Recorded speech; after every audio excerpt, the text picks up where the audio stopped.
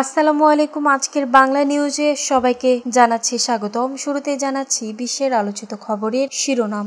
গাজার অবরুদ্ধ অঞ্চলে ফের আকাশপথে ত্রাণ পাঠাতে যাচ্ছে জর্ডান ও সংযুক্ত আরব আমিরাত। থাইল্যান্ড ও কলম্বিয়ার মধ্যকার চলমান সীমান্তের সংঘাতে নতুন মাত্রা যুক্ত হয়েছে। কলম্বিয়ার BM-21 রকেট হামলায় থাইল্যান্ডে নিহত 15। আবার লড়াই হলে ইসরায়েলের মেরুদণ্ড ভেঙে দিবে ইরান। ইরানের বিশিষ্ট ধর্মীয় নেতা আবু তুরাবি ফেরত। আসিয়ানের বর্তমান চেয়ার মালয়েশিয়ার প্রধানমন্ত্রী আনোয়ার ইব্রাহিমের উদ্যোগে থাইল্যান্ড ও কলম্বিয়া নীতিগতভাবে যুদ্ধবিরতিতে সম্মত হয়েছে। গাজায় মানবিক সহায়তা অবরোধে ক্ষুব্ধ কানাডা, ইসরায়েলকে নিয়ন্ত্রিত ছাড়ার আহ্বান কানাডার প্রধানমন্ত্রী মার্ক কার্নির। যুক্তরাষ্ট্রে কর্মসংস্থানে আমেরিকা ফার্স্ট নীতি জোরদারে যুক্তরাষ্ট্রের প্রেসিডেন্ট ডোনাল্ড ট্রাম্পের হুঁশিয়ারি। এতক্ষণ শুনছিলেন বিশ্ব আলোচিত খবরের সংবাদ শিরোনাম। এবার বিস্তারিত। আমাদের খবরটি যদি ভালো লেগে থাকে অবশ্যই লাইক, কমেন্ট, শেয়ার করতে ভুলবেন না। গাজায় ফের আকাশ থেকে ত্রাণ ফেলাতে যাচ্ছে জর্ডান ও আমিরাত। গাজার অবরুদ্ধ অঞ্চলে আকাশপথে ত্রাণ পাঠাতে যাচ্ছে জর্ডান ও সংযুক্ত আরব আমিরাত। ইসরায়েল এই দুই দেশকে শীঘ্রই এই অনুমতি দেবে বলে জানিয়েছে ইসরায়েলি সংবাদ মাধ্যম টাইমস অফ ইসরায়েল।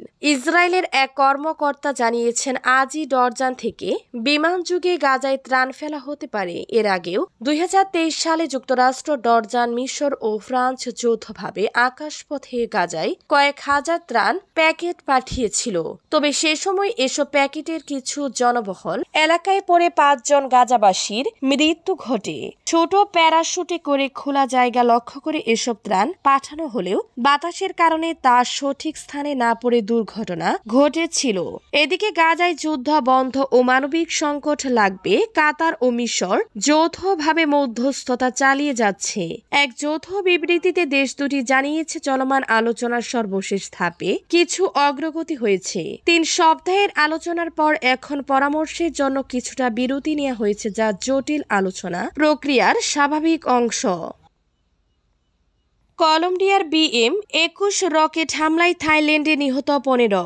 থাইল্যান্ড ও কলম্বিয়ার মধ্যকার চলমান সীমান্তের সংঘাতে নতুন মাত্রা যুক্ত হয়েছে। থাই সামরিক বাহিনীর দাবি, কলম্বিয়া এখন রাশিয়ার তৈরি BM-21 গ্রেড রকেট লঞ্চার ব্যবহার করে থাইল্যান্ডের অভ্যন্তরে হামলা চালাচ্ছে।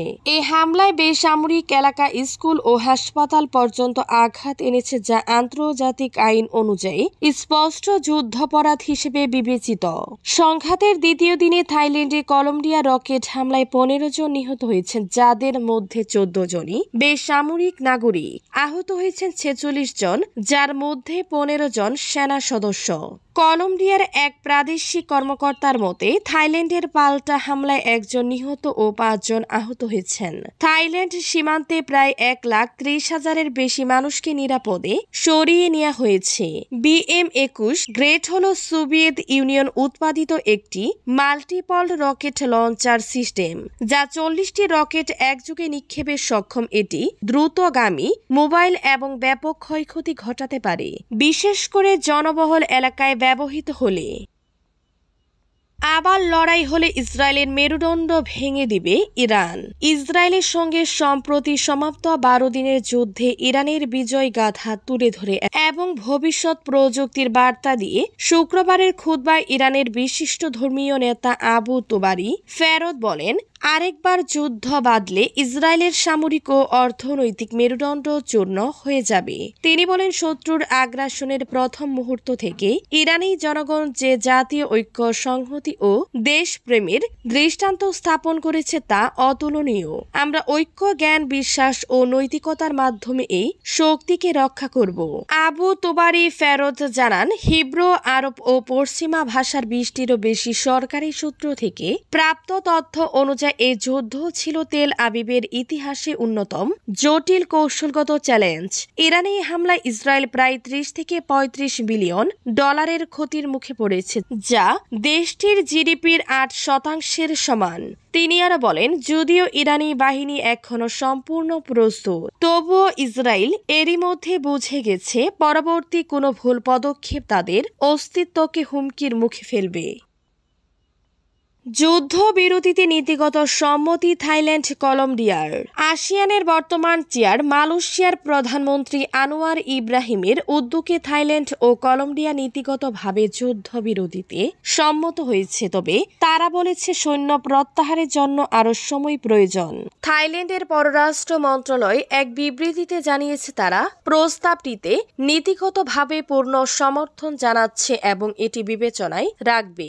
তবে সারাদিন কলম্বিয়ার বাহিনী থাইল্যান্ডের ভূখণ্ডে অবিহিতভাবে হামলা চালিয়েছে বলে অভিযোগ করেছে দেশটি। বিবৃতিতে বলা হয়, যুদ্ধবিরতির জন্য মাটিতে উপযুক্ত পরিস্থিতি থাকা জরুরি। থাইল্যান্ড সাধারণ নাগরিকদের নিরাপত্তাকে সর্বোচ্চ অগ্রাধিকার দেয়, কিন্তু কলম্বিয়ার বর্তমান কর্মকাণ্ডে সে নিরাপত্তা হুমকিতে পড়েছে। দেশের সার্বভৌমত্ব ও নাগরিকদের রক্ষা করাই সরকারের দায়িত্ব। অন্যদিকে কলম্বিয়ার প্রধানমন্ত্রী হুন মানেত মালয়েশিয়ার যুদ্ধবিরতির প্রস্তাব সমর্থনের কথা জানিয়েছেন। দুই দেশের মধ্যে উত্তেজনা কমাতে আঞ্চলিক কূটনৈতিক প্রচেষ্টা চলমান রয়েছে। গাজায় মানবিক সহায়তা অবরোধে ক্ষুব্ধ কানাডা ইসরায়েলকে নিয়ন্ত্রণ ছাড়ার আহ্বান কার্নির। গাজায় মানবিক সংকট ঠেকাতে ব্যর্থ হওয়া ইসরায়েলের সমালোচনা করেছেন কানাডার প্রধানমন্ত্রী মার্ক কার্নি। তিনি ইসরায়েলকে সাহায্যের নিয়ন্ত্রণ আন্তর্জাতিক সংস্থার হাতে ছেড়ে দেওয়ার আহ্বান জানিয়েছেন। বৃহস্পতিবার এক্স সাবেক টুইটার দেয়া এক বার্তায় কার্নি বলেন, ইসরায়েল নিয়ন্ত্রিত সহায়তা কেন্দ্রে আন্তর্জাতিক সংস্থা সমূহের নেতৃত্বে একটি পূর্ণাঙ্গ মানবিক সহায়তা ব্যবস্থা গড়ে তুলতে হবে। তিনি সব পক্ষকে সৎভাবে একটি যুদ্ধবিরতিতে পৌঁছানোর জন্য আলোচনার আহ্বান জানান। একই সঙ্গে কানাডার অবস্থান স্পষ্ট করে বলেন, হামাস যেন সকল জিম্মিকে মুক্তি দেয় এবং ইসরায়েল যেন গাজা ও পশ্চিম তীরের ভৌগোলিক অখণ্ডতা মেনে চলে। কার্নি বলেন, কানাডা একটি দুই রাষ্ট্র ভিত্তিক সমাধানকে সমর্থন করে, যা ইসরায়েল ও ফিলিস্তিনদের জন্য শান্তি ও নিরাপত্তা নিশ্চিত করবে। তিনি আরও জানান, কানাডার পররাষ্ট্রমন্ত্রী আনিতা আনন্দ আগামী সপ্তাহে নিউ ইয়র্কে অনুষ্ঠিতব্য জাতিসংঘের টু স্টেট সলিউশন শীর্ষ সম্মেলনে অংশ নেবেন। ইসরায়েলের মাসের পর মাস ধরে চলা গাজা অবরোধের কারণে আন্তর্জাতিক মানবাধিকার সংস্থাগুলো ক্রমবর্ধমান সমালোচনা করছে। তারা বলেছে, মানবিক সহায়তা প্রবেশে কঠোর বিধি নিষেধ থাকায় ক্ষুধা ও রোগ ছড়িয়ে পড়ছে গাজার জনগণের মধ্যে। যুক্তরাষ্ট্রে কর্মসংস্থানে আমেরিকা ফার্স্ট নীতি জোরদারে ট্রাম্পের হুঁশিয়ারি। যুক্তরাষ্ট্রের প্রেসিডেন্ট ডোনাল্ড ট্রাম্প দেশটির বড় প্রযুক্তি কোম্পানিগুলিকে সতর্ক করে বলেছেন, এখন থেকে আমেরিকা ফার্স্ট নীতি মেনে চলতে হবে।